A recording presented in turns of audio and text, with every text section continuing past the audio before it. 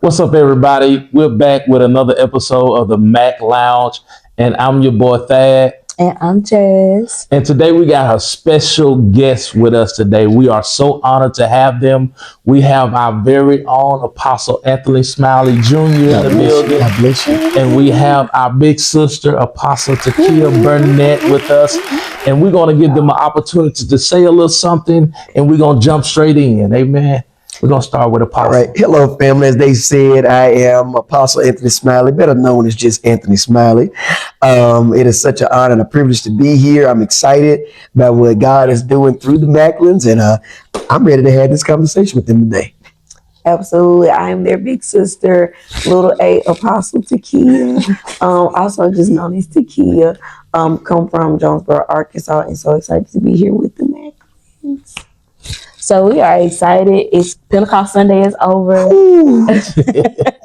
Jesus. Is it over for real? I mean, is Pentecost ever over? Yeah, I don't think it's ever over. We just got finished. You just finished the Buried Bones Conference. Big shout out to you. We had an amazing time in Arkansas. If you were not in Jonesboro, where were you? What were you doing? What was you doing? Why were you doing it? It was an amazing time. We had 3 different sessions. And from the beginning to the end, it was just amazing. So big shout out to our big sister. Absolutely. The conference. Anything you want to say? Well, I mean, we had one of our special guests here, Brother Thadd. Phenomenal job. I mean, I was looking forward to it because of his level of transparency, and it was just, I mean, they blew my mind. Y'all blew my mind. It was a great time. Yeah. I don't think I'm down from it yet. Between independent, not at all. I'm still up here. And if I could add, I think watching Thadd Jas go forth Saturday, I think he's been in the wrong field for quite some time now. I'm gonna just put that out there. So when you say the wrong field, what you mean? I mean your ability to give language to what many people are going through day to day. It is far more beyond just what I've known your careers to be. I believe that you have the ability to hear. I mean, even for me, I was sitting there, and as you were talking, I was like, that make perfect sense. Because and one of the things that he said that blew my mind, he said, I have to contend with what God said, and also still be in the reality of the fact that I'm a Macklin. I'm like, that makes perfect sense. Yeah. We have to sometimes think, I'm still a Smiling now, which means I still have the ability to. So that helped me. That was good. Y'all good people. That's good. Listen, to God be the glory. I'm still honored that you brought me on. I just want to say just a little small something about he is literally drenched with wisdom. He moved in wisdom. I honor him so much. He have labored with me as well as my big sister. That let y'all don't understand. And she moves, and she's the great example of the product of Anthony Smiley's environment. You hear me? And I'm grateful for you guys. So let's start there. We know a little bit about you guys' story, about how y'all started and things of that nature. And he kind of explained to me in the car how he felt. Let's start with you first. How did you feel in the beginning of the ministry? For the people that are going through this process, let's keep them in mind that they're dealing with certain things that they're unfamiliar with, especially when the world says that this don't look right. How did that make you feel as a first daughter, as a first byproduct of Anthony Smiley Ministries? I think when I first met him, there was no pressure. I think I enjoyed that piece the most. He was just a normal person in his life. By normal, he was not normal. Let me say this. Wow. But what I mean by that is like we were in the college the college scene, and so what was my normal was not his normal. I could tell that he was saved. I could tell that he lived a completely clean life. But he wasn't untouchable or untraceable. But he was very like personable, which was very different than what I had seen. I was used to seeing ministers like be out there and be too touchable. All of it here, Oh boy. Yeah. too Yeah. traceable. Yeah. Yeah. But the fact that he lived a certain lifestyle, but was so loving and so warm, I just at first I was like, nah, it's too good to be true. Because he was just so kind, and he thought that I was so kind. I was like, he don't know for real what I really got going on. But his ability to have oversight and insight to that without judging me meant like everything. I was loving. I was kind. He said, I said, now wait a minute. He look, you No. look at you like I was. No, you still don't. Thank you so much, He Jasmine. still- Thank you so much. he is still. We were talking that's about. what you We got. were talking about. Right. Yeah. so in that process, how did that help you grow into I guess say this is my spiritual father in that process because I know in the beginning of your process didn't you probably didn't see that because of your lifestyle or Mhm. because of where you guys were. How did that process look and say, hey, this is my spiritual father? And I know it's probably was past all the extra stuff and all that good stuff. So how did that process look for you?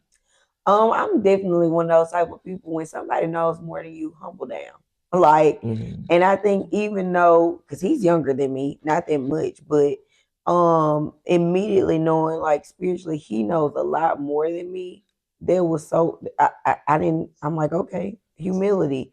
And I always look for those opportunities. And so I think being in college, it was very weird to other people. Mhm. But his approach to me, as strange as it sounds, it was so fatherly that I did not have to like question it.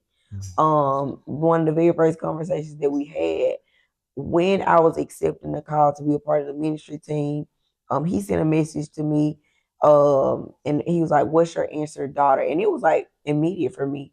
Number one, because I had not had that like exchange with any man at all. Like I didn't even know my natural father.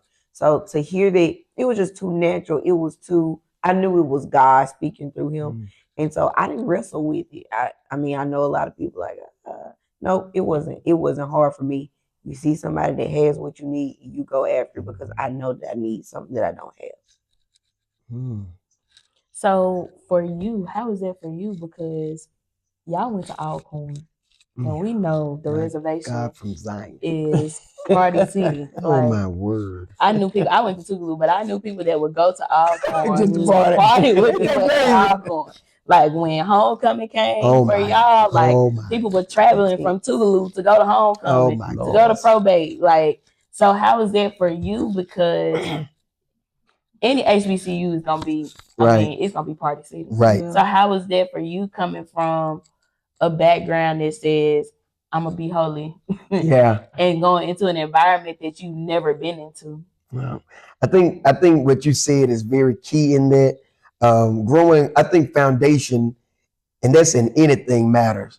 The strength of your foundation matters. And I think because my foundation was as solid as it was, like I tell people, I got saved on the wings of people that were already saved 20, 30 years. They were already in ministry.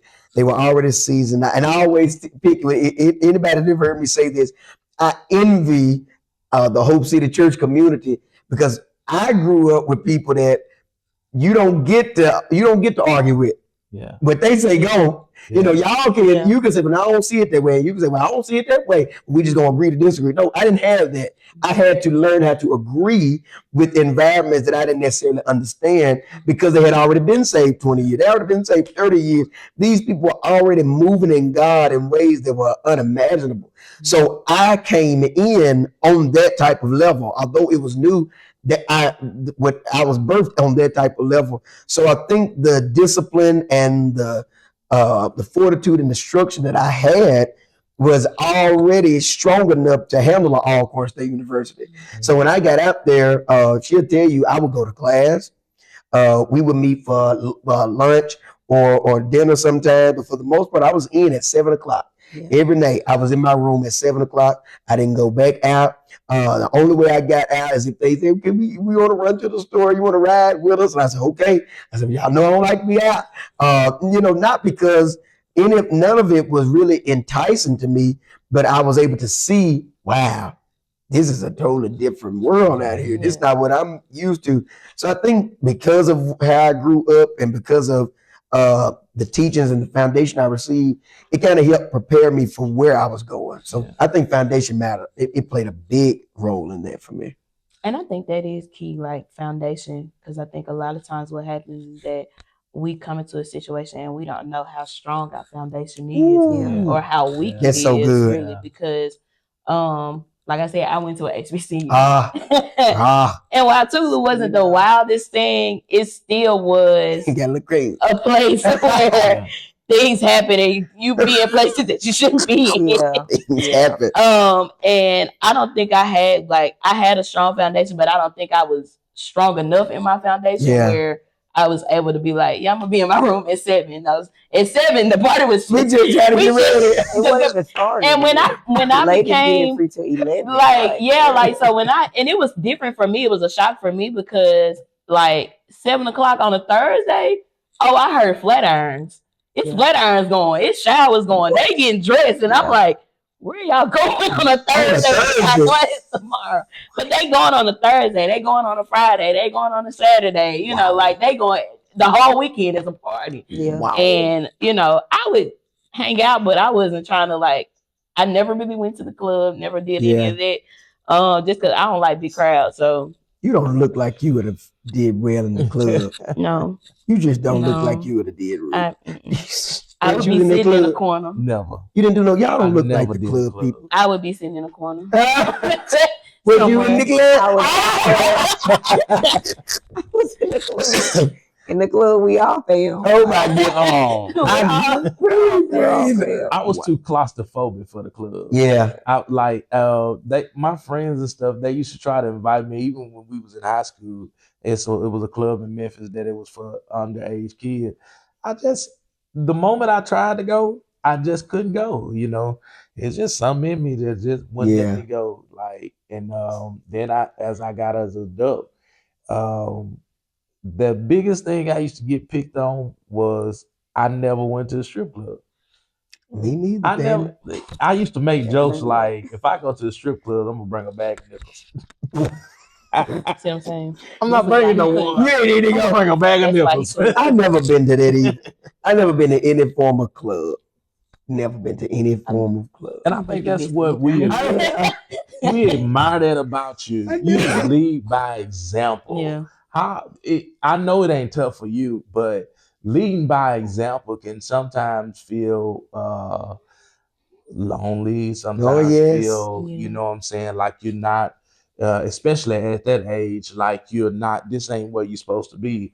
How did that make you feel on the Alcorn stage that you led by example? You had your standards. You weren't bending. Did it make you look any type of way on the campus with the people, or it was just a respect thing? I think pioneering can be very painful. And I went on campus at a time that the respect level for ministries was diminishing. It was diminishing because they were seeing the preacher at the club with them. Yeah. They were sleeping with the preacher. They were smoking and drinking with the ministers. So I had to, when I came, I believe by God's grace, I offered a fresh perspective of what it meant to carry the call of God. But that still came with a lot of warfare, because a lot of people would say that they would try to make, because people, they drew to me for some reason. Now, a lot of people they didn't commit.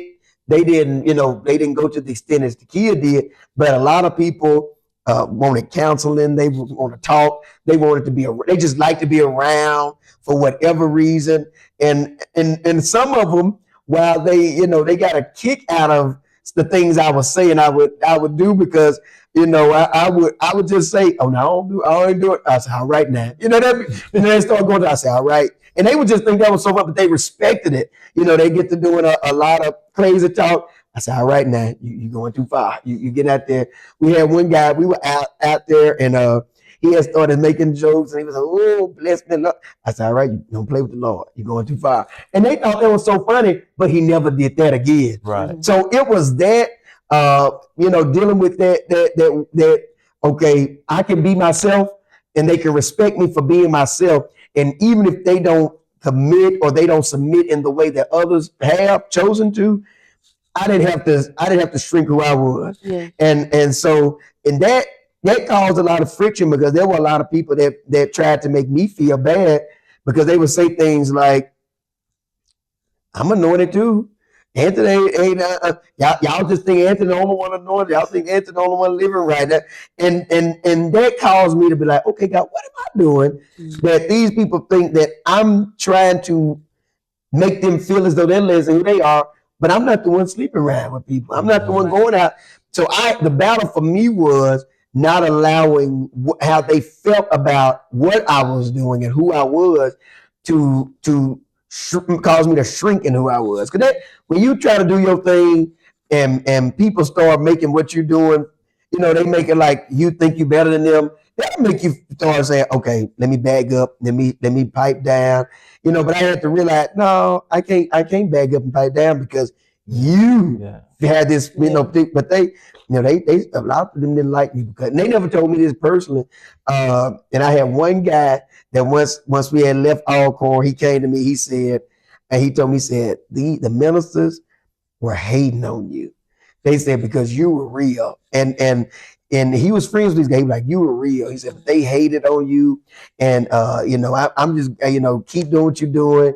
I respect you. I mean, I understand everything you do, but I respect what you do because you're true to who you are. So that was rewarding in that, but that came years down the line. But before that, them people didn't like me for some reason out there. Yeah. Okay, let's shift a little bit. And I want to talk to Lil A a little bit. Hey, Lil A. Look, hey, when you guys got to a point that where you knew you guys was going to start a ministry, you knew that this was going to take off. Was there ever a point that you had to question, where do I stand in this point? Tell your story. Oh, that's good. That's a good one there. Oh, I love this one. Wow. I mean, what part are you thinking about? I'm thinking about I think COVID. There it is. Yeah. COVID almost broke me. Oh. Oh my goodness. I cannot say too much, but COVID was like, at that point we had already had Bible study at Alcorn. We had already had the mentorship and training program. And it was the in between transitioning from him just having a mentorship and him being a pastor and like establishing and building in Jackson. And when I tell you, I think it was the fact that, number one, I was so used to it just being a like small group of us. Now I had to accept the fact there are so many more people besides me that is getting something from his life, and it's going to be developed by this. And so it was extremely hard. I really had to confront some entitlement, some issues that I had on the inside. And a lot of people would come. He used to call them puffers. People that would come around and would say like, "Oh, I noticed that you're so close to him, but like I'm dying a long, hard death here." And during that time, even though, and we've always been close, but during that time, it was like God was, in a sense, like putting distance there so that I would not feel like I was entitled to the move. But I had to like pray through, understand, and a lot of our interactions weren't even like in the natural. I never forget. There was one time we were just happened to be in the same space, and I think like I fell asleep or something, and I literally was asleep. And he said, "I'm about to train you in the spirit." I'm like, what in the world?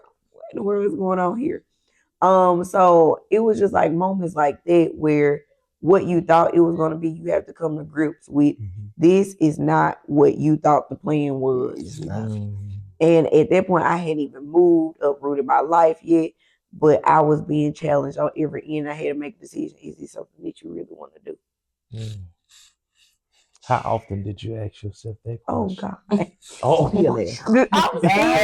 still No, literally, I am still asking. I think in full transparency, like a week before Barry Bones, like I called him and I was like, Apostle. I'm like, I don't know. Like, Tell me what you said. Go ahead. I said, can I just move back? He was like, you want to come home? I said, I want to come home. And I had to make sure he didn't think that I was talking about to visit. I said, I want to come home for good. I want to come back. Counsel, cut the show. You got goodness. Cut the tape. I got Yeah. So I think, I mean, that's important because I used to feel like he did not understand my process. Because when I met him, he was so holy. When being was developed, yeah. I ain't living holy now. Because he is so holy. He's so great. And even like him teaching us and developing us, it just seemed like he is so grounded, so grounded in all of his teachings, the teachings that he has received in his foundation. And so I just had this, I was just like, no, he can't understand. He never had to struggle. He always knew. It was just always yes, Lord, for him. And me, I'm like, Lord, I really don't. Yes, kind of.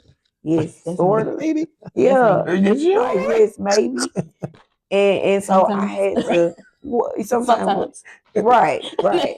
Yes, Monday, but by Wednesday, like Yeah, Lord. cut the show. Please. I think so. I had to get out of this mindset that he was just perfect and everything came so easy. And so humanity played a huge role in it. I hope I answered the question. and I ain't trying to hog, but this is getting good. Boy. This is getting good. So I want to ask you, how do you feel about this? Like, because but as the sheep, we do feel like you have the blue. We feel like you got it all like laid out, and sometimes you're a man of mystery. We never know what you think. We don't know when you're mad at us. We don't know.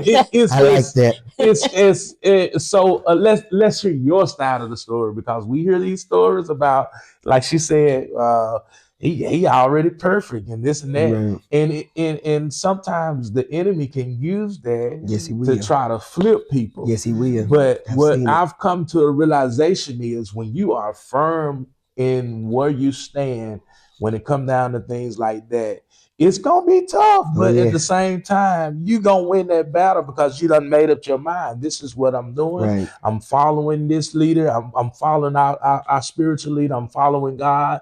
And all those things have to come into place. And I'm glad you kind of brought that out, because that helps a lot of people.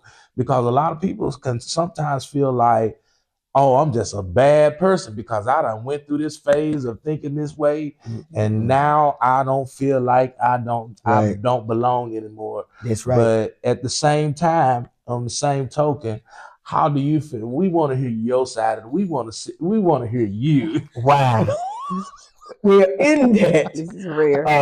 In that, and I think it's very, and because I am what you all say, a man of mystery, I'm very misunderstood a great deal of the time. But what I try to do, especially in an environment, because I don't believe our church is just comprised of members, but sons and daughters. Yeah. And I think it's important and intentional, and I'm very intentional about how I handle the space and opportunity that I have with each and every one of you all. I know for everybody, according to who you are and what you will be, there are different versions and different sides that I give access to, because I believe you don't just need to hear it, you need to see it. There are sons and daughters, and there was a leader that said this that helped me. But I like, sometimes I have I have certain sons and daughters in my space. We may go out. We may just be in conversation. Uh, you may be at our home, and you may see me and my wife in a disagreement. I think it's important to allow sons and daughters to see those areas, because you'll know, okay, you'll know how you need to handle your wife. You need to know how to handle your husband. You need to know how to handle certain situations. You need to know how to handle difficulties. A couple of weeks ago, I came to church. I was not feeling good, but I didn't go and say, "Oh, I'm not going to go because I don't want them to feel like I'm not mighty apostle." No, you need to see that I don't feel good, but I'm still here. Yeah. I think it's important to be vulnerable. Unfortunately, in today's society, a lot of leaders do not feel comfortable being vulnerable because their vulnerability is used against them. Yeah. So it's kind of a balance of knowing what to share, what to show, and what not to share, what not to show. But I think in just in retrospect, I try to be as transparent as possible, because people do think that I'm just perfect Peter, and I'm like, nah, we done went through some things, we done go through some things. It's just the way I go through is different because of how I came up. My foundation, I've seen, I grew up and I saw my grandmother go through some big trials, and she kept showing up. She didn't show it. She didn't reveal it. She didn't wear what was worrying her.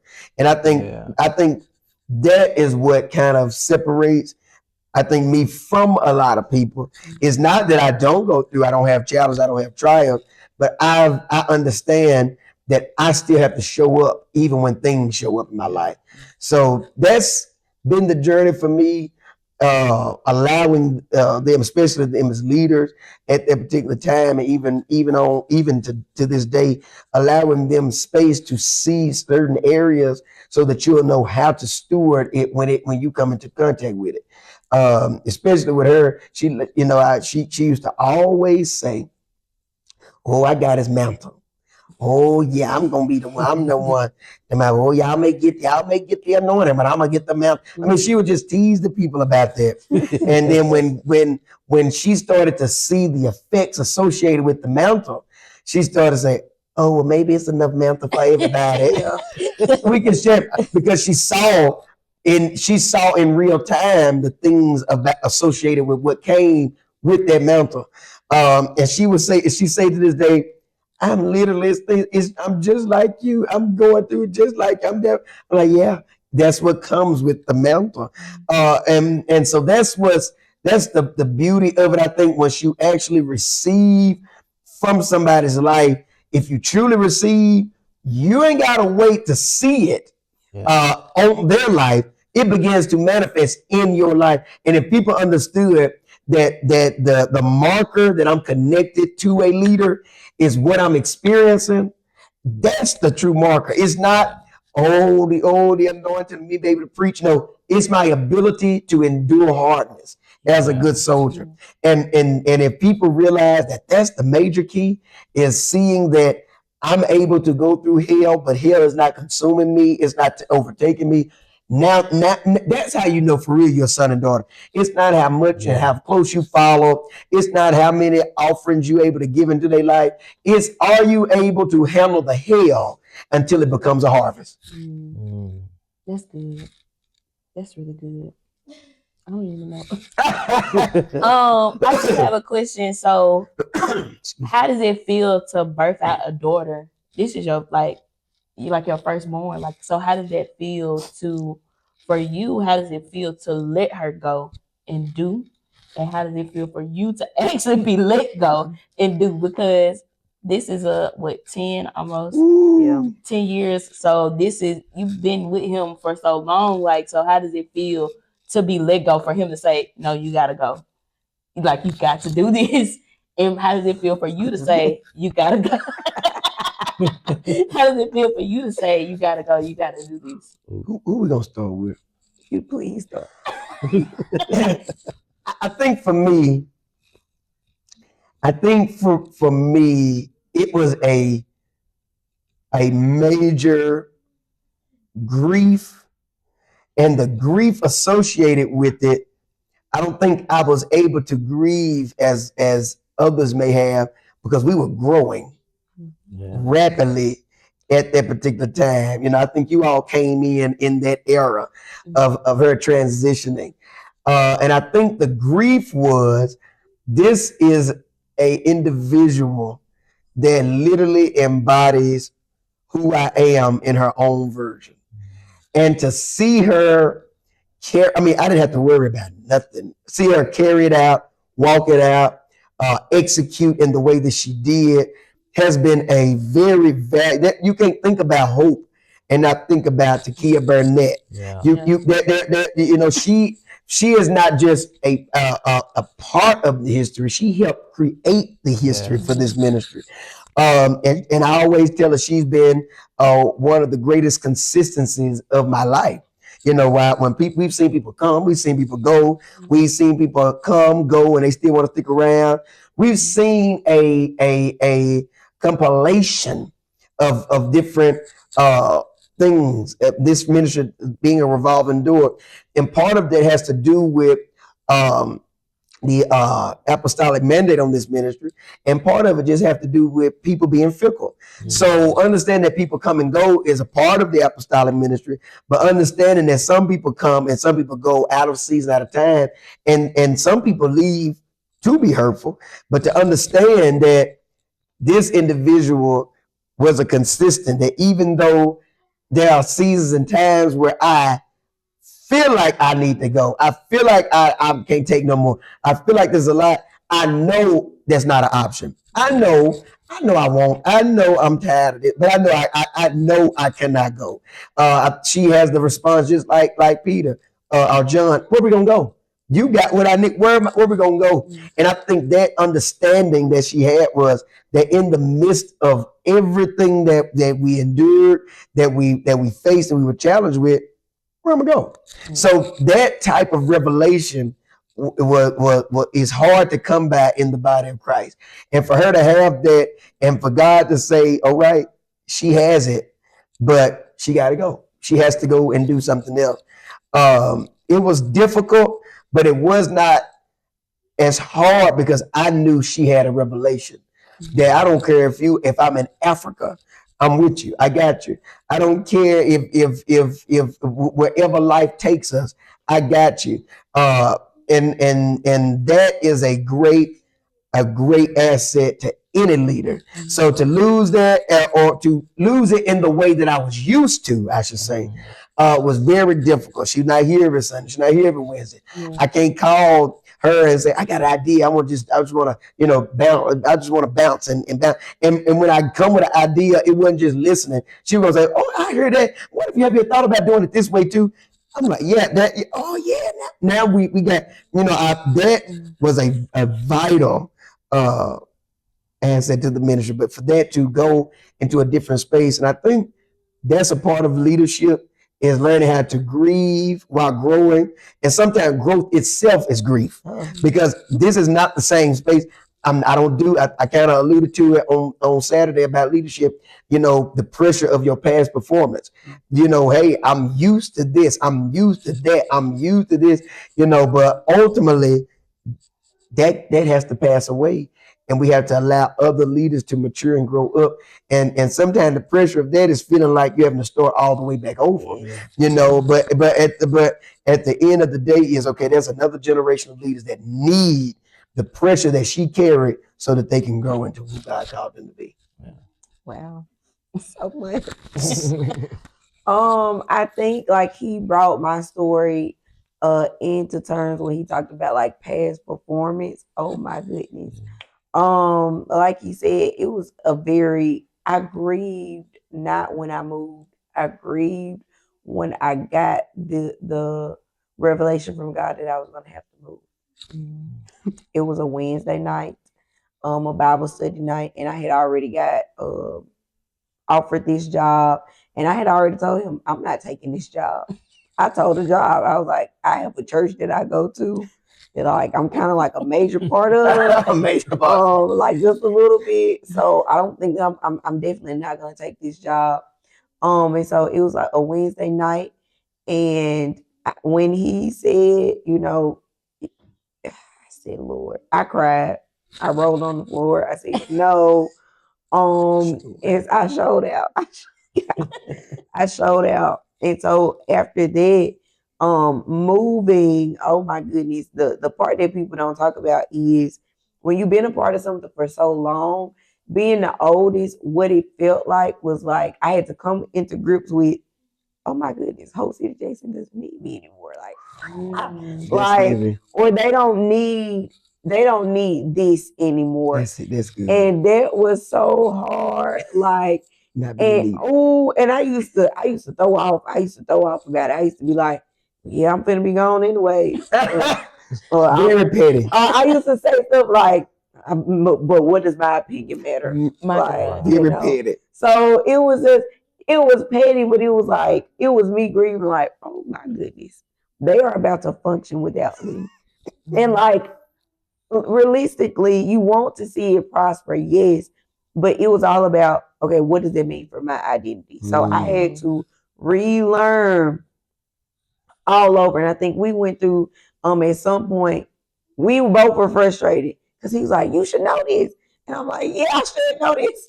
She's not what you know, like everything. I'm like, I get it, I get it, I get it. He was, and then at some point we kind of like had this aha moment, like, oh, you've known it as a daughter, but now having to operate from a totally different like span, Right. where you're not a daughter in Arkansas, you a daughter, but it's like here you're having to be apostolic, be an apostle here, and it's not the same as serving in this house.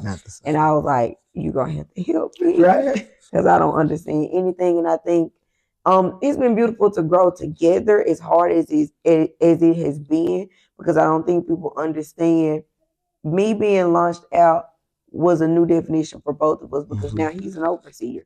And so we're learning, okay, what is it like? What does Hope City Ark mean to you? I'm always asking. I'm always trying to figure out, like, what do you expect from the art? What do you want from the art? But he gives me so much freedom. So I'm still in this, like, all right, Apostle, tell me. He's like, nope, you got to define it. Yeah. So it's been. Wow. So you went from being, and this just, you went from being a daughter to a mother.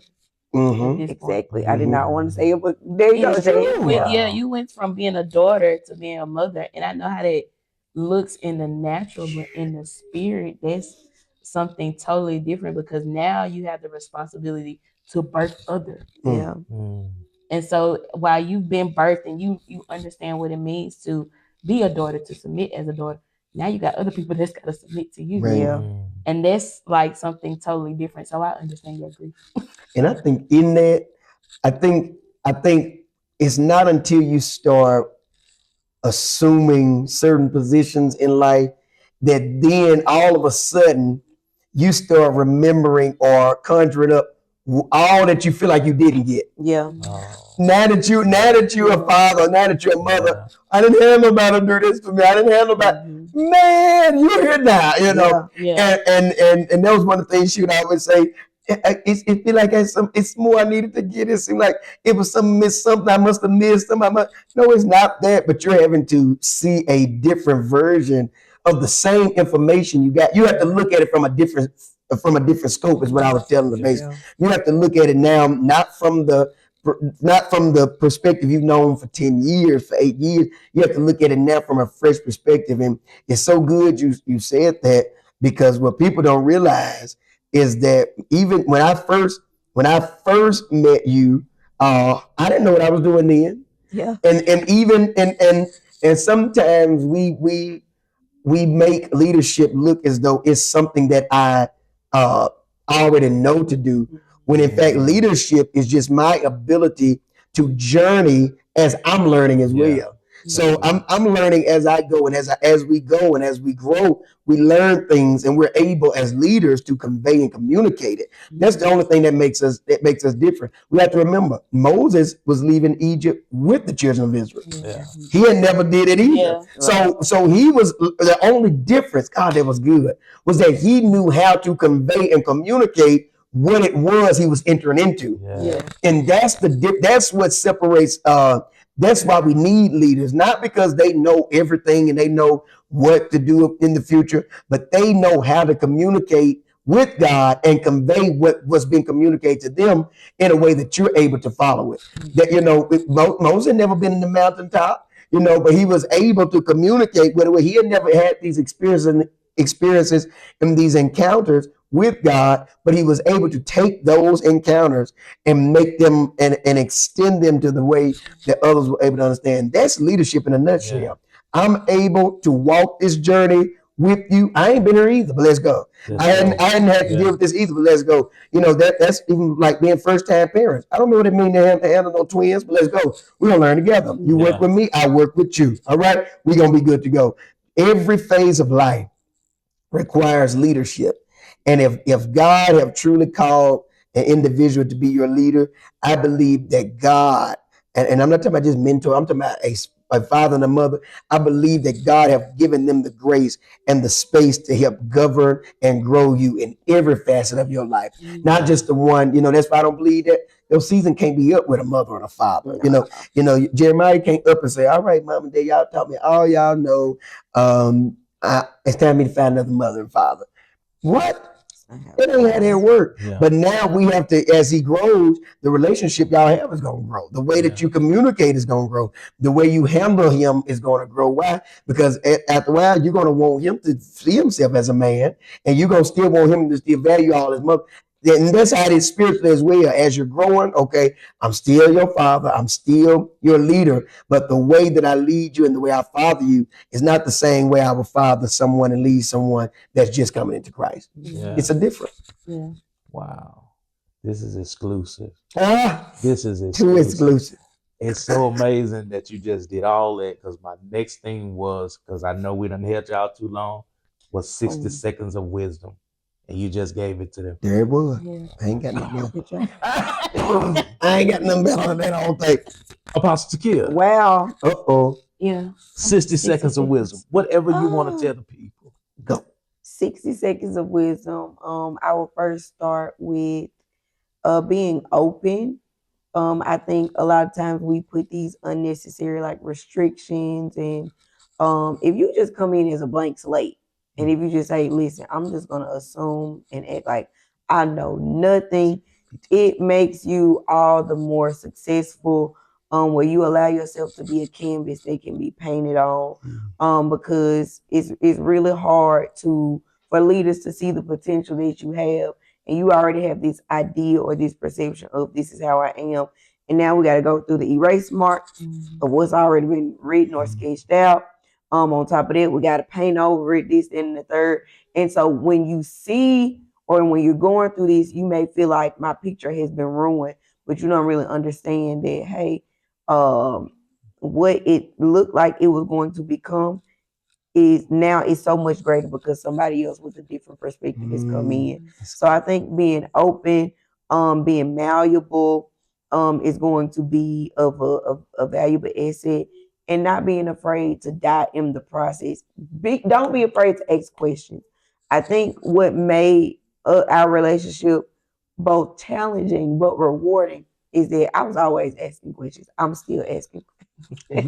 I'm still asking questions. I want to know about everything. I want to know things on the spiritual side. I want to know things on the natural side. And because of that, my life in all dimensions has been rewarding and fulfilling because my leader has been invited in every area of my life. So I think don't be afraid to get close. Don't be afraid to ask questions, the hard questions, and don't carry any assumptions of your leader unfairly. They don't even know you think this about them. So anything that I've said like about him, we've already discussed. We've already talked about.